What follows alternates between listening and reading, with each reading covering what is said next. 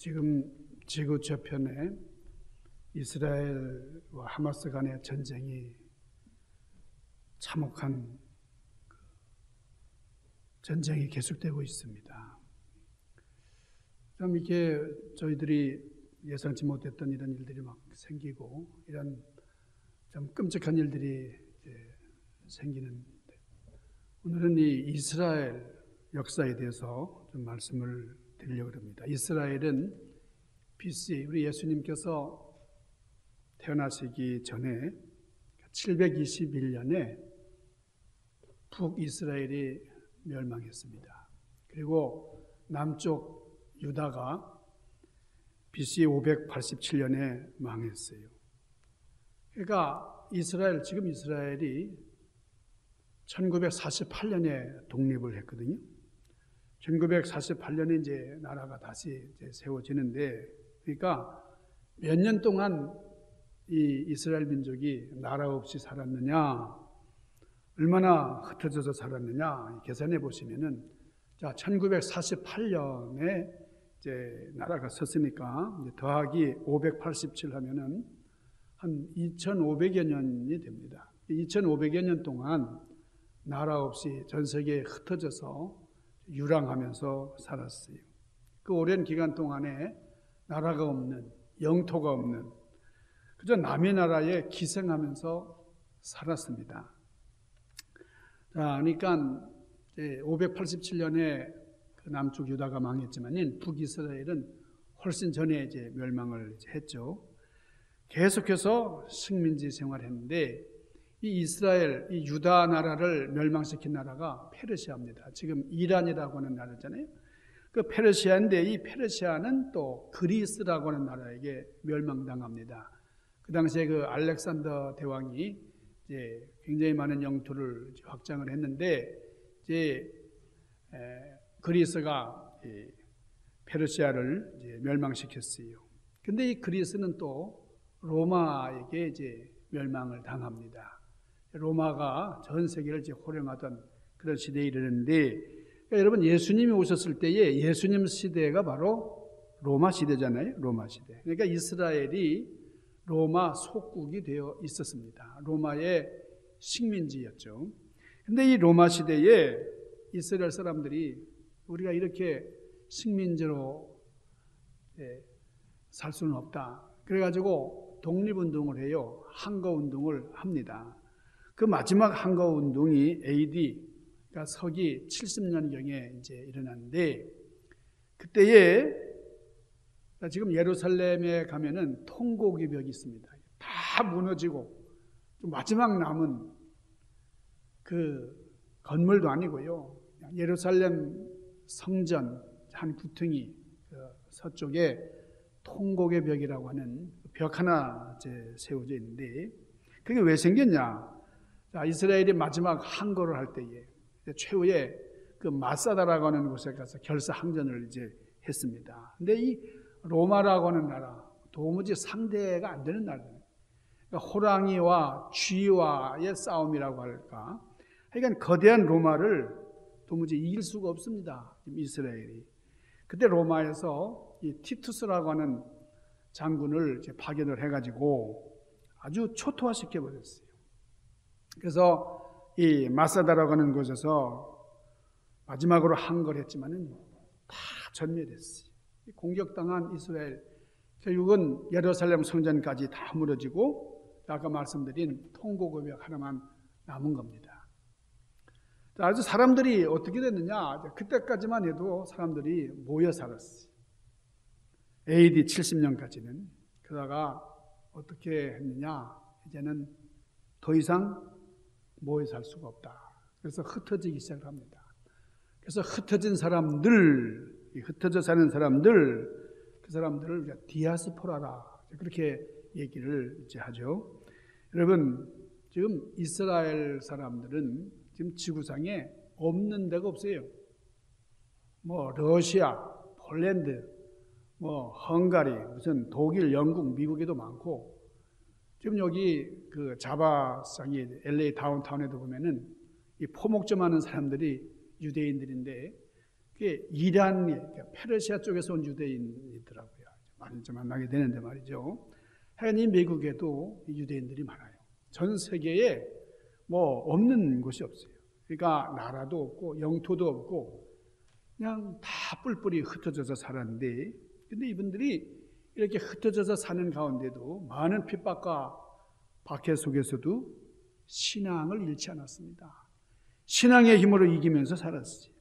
이스라엘 사람들이 하는 게 두 가지 있어요.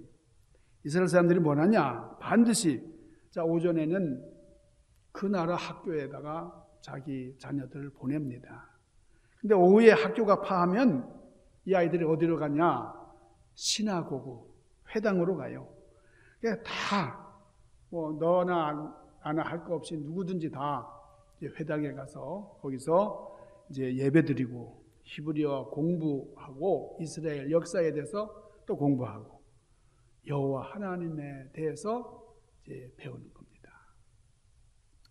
이게 좀 뭐 어느 한시적으로 되는 게 아니라 계속해서 이것이 이 사람들의 삶이에요. 자, 오늘 본문 신명기 4절에서 5절 오늘 본문 말씀 보니까 이스라엘아 들으라 그랬어요. 들으라. 제가 지난 몇 주 동안 이 들으라는 말씀을 이제 몇 번 설교를 했습니다만은 듣는 것이 그렇게 중요해요.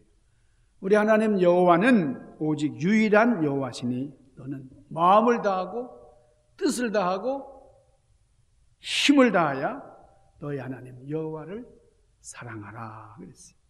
이스라엘아 들으라 하는 이 말씀은 쉐마래요.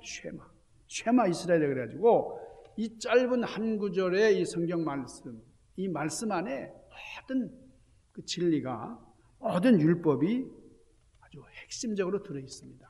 요약이 되어 있어요. 자, 본문 말씀에서 명령하신 우리 동사에 우리는 관심을 가져야 됩니다. 뭐라 그랬어요? 들어라. 듣는 것이 그렇게 중요하다. 이 들으라고 하는 말이 원래는 샤마라는 샤마, 경청하다. 듣는데 아주 집중해서 들으라는 거예요. 신경을 모아서 들으라는 거예요. 그러니까 지금 하는 말을 이해할 수 있도록 경청하라는 거죠. 그리고 경청하고 그 말에 따라서 순종하라. 그런 의미가 있어요. 여기서 쉐마란 말이 나온 겁니다. 자, 신명기 6장 4절 5절 말씀을 쉐마다 이렇게 그렇게 얘기하는데 이스라엘 사람들이 누구든지 고백하는, 누구든지 암송하는 그런 말씀으로 받아들인 거예요. 그러니까 유대인 그러면 오늘 신명기 오늘 본문 말씀을 다 암송을 해야 돼요. 이걸 외우지 못하면 유대인이 아니에요. 그래서 쉐마, 하나님의 말씀. 그러니까 하나님의 말씀 딱 한마디로 요약하면 쉐마인데 이 쉐마가 오늘 신명기 6장 4절과 5절에 있는 말씀이다. 그거예요. 여러분, 쉐마를 고백하는 백성이 유대인입니다. 그들은 하나님의 백성이라는 그런 고백이에요. 자, 무슨 말입니까? 이 들으라는 말씀은 하나님을 사랑하라. 이제 그런 말이죠. 2차 대전 때 이 독일의 히틀러 군대가요, 이 나치스가 유대인들을 자그마치 몇 명이요? 600만 명, 어마어마한 600만 유대인들을 다 강제 수용소로 몰아냈어요. 그 견디기 어려운 고통과 죽음의 공포 속에 있는데 감옥 강제 수용소의 벽에다가 누군가가 God is nowhere 이렇게 써놨어요. 하나님은 아무데도 안 계시다 이게 nowhere 아무데도 안 계시다. 아주 절망의 문구입니다. 그렇게 우리가 하나님을 사랑하고 그렇게 하나님을 향해서 정말 우리가 정성을 다해서 예배하며 정말 신심을 키워왔는데 어떻게 우리 이렇게 고통 중에 내버려 두시나. 너무나 절망한 거잖아요. 왜 하필이면 우리가 이렇게 고통을 당해야 되나. 절망이에요. 그렇게 하나님을 사랑하고 믿었는데 하나님 어떻게 우리를 이렇게 외면하십니까? 계시다면 한번 대답해 보세요. 왜 이렇게 고통 중에 내버려 두십니까? 결론은 하나님 안 계시다. 아무데도 안 계시다. Nowhere. 이런 글을 썼겠죠. 하나님은 아무데도 안 계신다.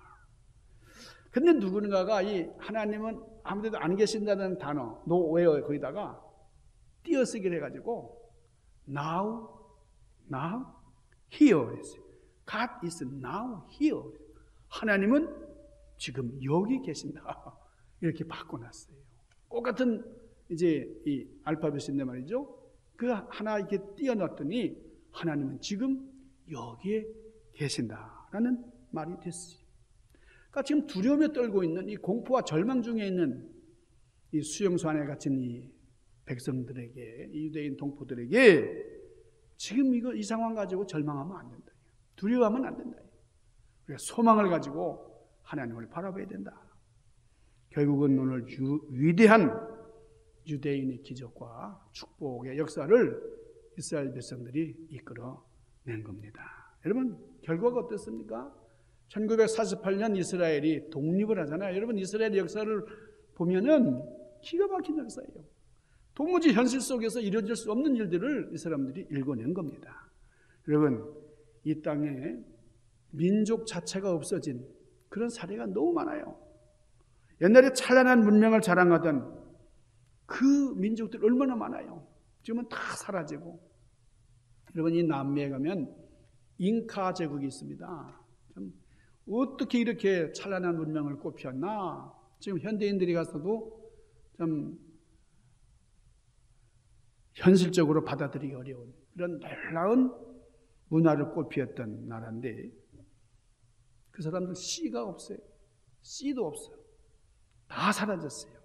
이스라엘은 영토 없이 나라 없이 몇 년?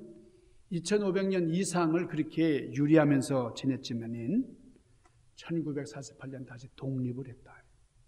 지금 여러분 그 하마스와 이스라엘 간의 그 싸움, 이게 정말 아픔이죠. 아픈 이제 상처들인데요. 지금 유대인들을 어쨌든 대단하죠. 그래서 유대인들이 세계를 지배한다. 뭐 그런 말까지 나오잖아요. 어쨌든 자, 이분들이 이렇게까지 일어설 수 있었던 것이 뭐냐? 이렇게 존재할 수 있었던 것이 뭐냐? 바로 신앙의 힘이다라는 거예요. 그러니까 이 사람들이 뭐 자기 본토에만 계속 있던 게 아니고 지금 여기저기 떠돌이 생활하면서 어디서든지 이 사람들이 포기하지 않고 계속 전수하며 개성하며 또 그것을 실천했던 것이 뭐냐? 하나님을 향한 신앙의 힘. 여러분, 이 신앙의 힘 얼마나 중요한지 모른다는 거죠. 우리 이민사회에서 우리 신앙의 힘을 개성시키지 못하면은 그것은 실패한 가문이에요. 실패한 삶이에요. 실패한 인생이에요. 우리가 반드시 해야 되는 게 있는데 우리가 이민사회에서 어떤 절망과 어려움 가운데서도 하나님을 향한 믿음, 신앙은 꼭 전수를 시켜야 된다는 겁니다. 제가 얼마 전에 인터넷에서 동영상 하나를 봤는데 이게 졸업식이에요. 졸업식. 러시아 졸업식이라는 그런 동영상인데요.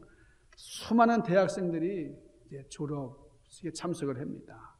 막 기뻐하는 거죠. 그동안 뭐 열심히 공부해가지고 이제 졸업장을 들게 되었으니까 너무너무 기쁜 거죠. 근데 뭔가 이상해요. 자세히 보니까 한 90% 이상이 다 여자들만 있는 거예요. 여자들만. 여학교가 아닌데 여학생들만 있어요. 설명을 들어보니까 이 남학생들은 이 우크라이나 전쟁을 수행하기 위해서 전쟁터에 다 뽑혀나간 거예요. 그나마 남아있는 한 10% 정도의 이 남학생들은 뭐 고위층 자녀들이다. 그렇게 추측을 하는 그런 기사를 봤어요. 이 장면을 보면서 참 충격적이었습니다. 여러분, 권력자의 욕심으로 시작된 전쟁으로 인해서 죄 없는 수많은 그 젊은 생명들이 말이죠. 무고한 목숨들이 사상자로 고생하면서 죽음으로 내몰리는 그런 현실. 참으로 안타까워요. 여러분, 미래가 없는 다음 세대가 무너진 나라는 소망이 없어요. 미래가 없는 거예요. 우리가 신앙을 전수시킨다는 것이 얼마나 중요한 것이냐. 조부모 혹은 부모 세대가 가졌던 하나님을 향한 온전한 믿음. 우리 한인들이 미국에 이민 와가지고 다 여기저기 다 교회를 세웠어요. 교회를 세우는 민족으로 우리가 유명하잖아요. 그래서 제2의 청교도 이렇게까지 얘기를 하는데 오늘날 이민교회가 참 우리 교회도 그렇지만 이렇게 허전해요. 썰렁해요. 얼마나 안타까워요. 여러분, 여러분의 신앙을 어떻게 가지셨어요? 하늘에서 그냥 뚝 떨어졌습니까? 어느 날 갑자기 내가 신앙이 생겼어요? 번개불처럼 신앙이 확 내려가지고 하나님 제가 믿을게요. 이렇게 됐습니까? 아니잖아요. 우리 믿는 사람들은 반드시 과정을 거쳐야 됩니다. 이게 세 가지 과정. 가장 중요한 게 뭐냐? 첫 번째가 성경 말씀이에요. 말씀의 힘이에요. 우리가 말씀을 배우고 읽고 강론하고 설교하고 하는 이런 시간이 중요합니다.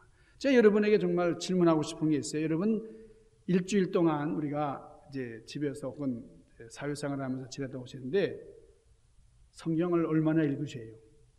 뭐 성경 말씀을 내가 일주일 하루에 뭐 한 19절씩 읽는다든지 뭐 내가 일주일에 뭐 몇 장 정도는 읽는다든지 여러분이 그렇게 계획을 하시고 늘 말씀 속에 거하셔야 돼요. 말씀을 배우는 것, 말씀을 읽고 강론하는 것 이게 너무나 중요해요. 이게 말씀이 우리의 신앙을 일깨워주기 때문입니다. 요즘 인터넷이 발달한 시대이기 때문에 언제든지 뭐 동영상으로 띄우고 그러니까 설교를 뭐 집에서도 보고 뭐 직장에서도 보고 말이죠. 어떤 경우는 길에서도 막 설교를 보는 분들이 있어요. 여기를 클릭을 하면은 저 목사님 설교도 또 다른 데 돌리니까 이 목사님 나온다. 여러분 오늘날 시대가 그런 시대입니다. 말씀이 아주 뭐 여기저기 흔해요. 그래서 많이 듣고 말이죠. 많이 볼 수 있고 하기 때문에 신자들의 머리가 커요. 들은 게 참 많아요. 근데 실제로 성경 한 구절에도 제대로 외우고 있느냐? 제가 한번 확인해 보지 않았지만 여러분 성경을 얼마나 많이 암송을 하시고 그걸 실천하시나. 한 구절 한 구절을 깨닫고 내가 이 말씀이 내가 사는 그 삶에 참 걸음이 되고 자양분이 돼서 내가 이렇게 살고 있다. 생활에 적용하는 것이 참 드뭅니다. 제가 처음에 목회를 충청북도 충주라는 곳에서 목회를 했는데 거기는 할머니들이 참 많으세요. 거기 할머니 많은데 설교를 하다가 질문을 했어요. 제가 예수님께서 어떻게 돌아가셨습니까? 그렇게 물었더니 어떤 집사님이 그래요. 연못에 머리를 팍 박고 돌아가셨어요. 그러더는 거예요. 연못에 머리를 팍 박고 돌아가셨다니까 여러분 어떻게 생각하세요? 예수님이 연못에 머리를 박고 돌아가셨어요? 제가 왜 그러냐 물어봤더니 이분이 찬송가에 못 박혀 죽으신 이 그런 노래 있잖아요. 그러니까 이걸 충청도에서는 이 연못을 못이라 그래요. 못 그냥. 그러니까 못에 빠져 죽은 줄 알아요. 여러분 중세기의 교회가 왜 타락했는지 아세요? 그 이유의 큰 이유가 뭐냐면 여러분이 미사를 라틴어로 드렸어요. 라틴어. 여러분 라틴어 저도 라틴어 조금 공부해봤지만은 너무 어려워요. 독일에서 예배 드리려면 독일말 해야 되잖아요. 모든 사람들이 사용하는 그 언어를 사용해야 되는데 이게 뭐 신령한 언어로 해야 된다. 라틴어로만 미사를 드려요. 여러분 제가 한국말로 설교를 하지 않고 프랑스말로 꼬망 딸레비오 이렇게 하면서 설교를 하면 여러분 알아들으시겠어요? 구텐탁 독일어로 하게 하고 이게 독일 사람들이 독일말로 하면 참 좋겠는데 여러분 라틴어는 문법의 변화가 너무 많아요. 제가 라틴어를 공부하다가 뭐 영어도 제가 못하는데 라틴어를 공부하니까 근데 노래 하나는 이제 확실하게 제가 배워놨죠. 가우테아무스 이지 트루 이런 노래 하나 배웠는데 라틴어 정말 어렵습니다. 동사만 해도요. 아모르라는 이 로마 신화에 나오는 에로스 여러분 에로스에 해당하는 그 아모르라고는 동사가 있는데 이 아모르가 18개 변화가 됩니다. 이 동사가 변화가 그렇게 변화무쌍해요. 아모르, 아모레, 아모리 막 이렇게 많아요. 참. 그런데 이 라틴어로 이 독일 사람들이 예배를 드리니까요. 마틴 루터가 나중에 이제 독일어로 성경을 번역하잖아요. 참 기가 막히는 거예요. 1000년 동안 회중들이 미사를 드리는데 라틴어로 강론을 하니까 신부가 라틴어로 설교를 해요. 하나도 들리지도 않는 그 설교를 말이죠. 하나님의 말씀의 의미가 전달이 안 됐어요. 어떻게 이해를 합니까? 들리지가 않는데, 들을 수가 없고 이해가 안 되는데, 그러니까 하나님의 말씀이 전달이 안 되니까 타락하게 되죠. 말씀하고 상관이 없으니까. 여러분, 하나님의 신령한 말씀이 여러분의 마음속에 강물처럼 임하시기를 축원합니다. 두 번째, 우리가 어떤 프로세스를 거쳐서 신앙의 현실성과 믿음을 얻게 되느냐. 경험이에요. 그게 체험한다는 것이 그렇게 중요합니다. 우리 중앙교회 주인은 예수님이세요. 여러분 여기 와서 목사 만나고 가는 것도 뭐 좋은데, 그러나 중요한 것은 예수님 만나고 가셔야 돼요. 반드시 우리 예수님을 만나는 체험이 여러분의 삶 가운데 충만하시기를 바랍니다. 여러분이 하나님을 체험하고 예수님을 체험하면은 사람들이 표현하게 되어 있는 거예요. 나 교회에 이렇게 가면 예수님을 만나, 나 하나님을 만나 뵀더니 난 이렇게 됐어. 이게 자꾸 이렇게 이야기하게 됩니다. 이 경험이 중요해요. 이 신앙이라는 것은 말씀에, 성경에 근거해야 되고 또 경험이 있어요. 구체적인 체험이 중요한 겁니다. 그래서 살아있는 교회는 하나님이 나타나시고 우리 주님께서 나와 동행하시며 역사하신다고 하는 그런 구체적인 간증, 그 간증을 하는 사람들이 많을 때 그 교회는 부흥하게 되는 거예요. 마지막 세 번째가 뭐냐면 신앙의 현실성입니다. 뭐 신앙은 멀리 형이상학적이고 추상적이고 뭐 떠 있는 것만 아니고 만질 수 있고 또 구체적으로 체득할 수 있는 이 마지막 세 번째가 뭐냐? 행동하는 거예요. 행동. 액티브. 여러분 이 행위로 나타나는 거 말이죠. 액션이라는 거예요. 그러니까 이 행동이라는 것이 신앙교육의 목적이 되지만은 이 행동을 통해서 우리 신앙을 체득하게 얻게 되는 방법이 되는 거예요. 여기 5절 말씀 보니까 너는 마음을 어떻게 해요? 다하고. 마음을 어떻게 해요?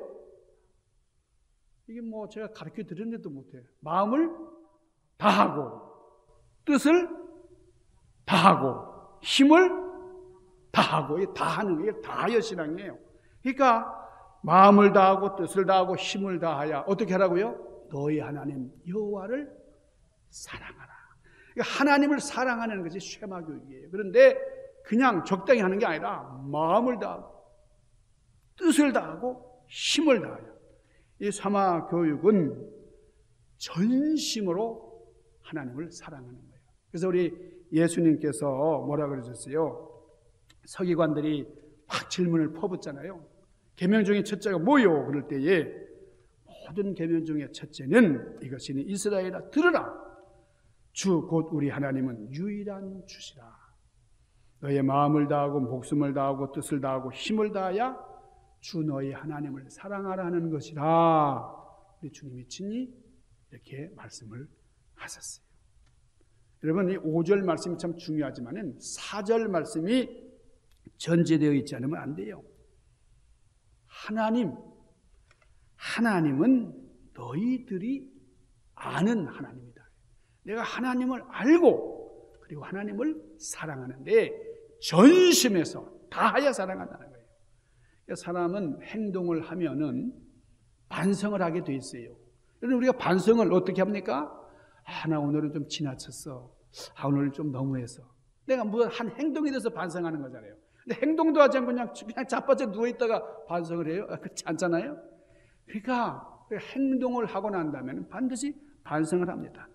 내가 잘못됐구나. 내가 이렇게 살아서는 안 되는 것이로구나. 그래서 귀한 진리를 체득하게 되는 거잖아요. 교회 일을 하고 행동으로 옮기다 보면 뭐 어떨 때는 실수할 수도 있죠. 뭐 다 잘할 수는 없지만은 그러나 그 행동을 통해서 우리의 신앙이 성숙하는 겁니다. 그러니까 교회 일을 그냥 아예 안 하고 그냥 뭐 있으면은 뭐 실패도 안 하고 실수도 안 하겠지만은 그러나 그것은 하나님을 기뻐하시는 게 아니에요. 여러분 베드로가 왜 사랑받았어요?